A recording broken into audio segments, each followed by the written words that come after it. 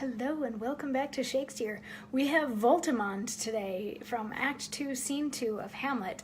Voltemand, if you remember way back in Act 1, Scene 2, Claudius sent Voltemand off to deliver letters to the King of Norway, encouraging him to get his nephew Fortinbras under control. So now flash to Act 2, Scene 2, and at the beginning of the scene we saw yesterday, Claudius and Gertrude have invited Rosencrantz and Guildenstern to come and stay in the castle for a little while so they can try to figure out what's wrong with Hamlet, because God forbid they should ask him themselves.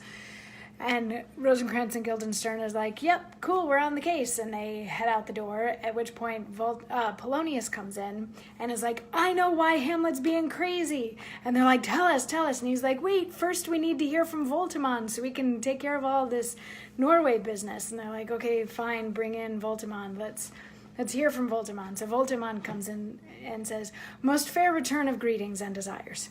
Upon our first, he sent out to suppress his nephew's levies, which to him appeared to be a preparation against the Polak.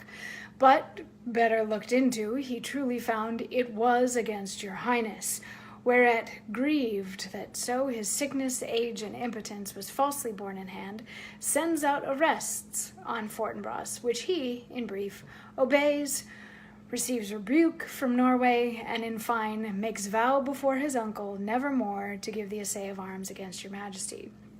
Whereon old Norway, overcome with joy, gives him 3,000 crowns in annual fee, and is commissioned to employ those soldiers so levied as before against the Polak, with an entreaty herein further shown that it might please you to give quiet pass through your dominions for his enterprise on such regards of safety and allowance as therein are set down. So yeah, just a quick update on what's going on in Norway. Norway said to Fortinbras, hey, don't attack Denmark, and Fortinbras is like, okay, and so then Norway gave Fortinbras 3,000 units of money, which they called crown. I'd love it if I said, no, I won't attack somebody, and they gave me $3,000. Anyway, but the other fun tidbit about this is Fortinbras and his army are going to attack Poland and have just bought safe passage through Denmark on their way to Poland. So Fortinbras and his army will be marching through kind of any day now. I'm not sure why this is necessarily important to the story. There's a nice parallel between Fortinbras and Hamlet.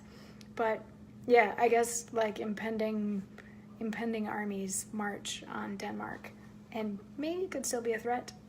Anyway, whatever. Tomorrow we get back to other bits of plot, and we start to find out maybe why Hamlet's acting crazy, or at least why they think he is. Anyway, I'll see you tomorrow.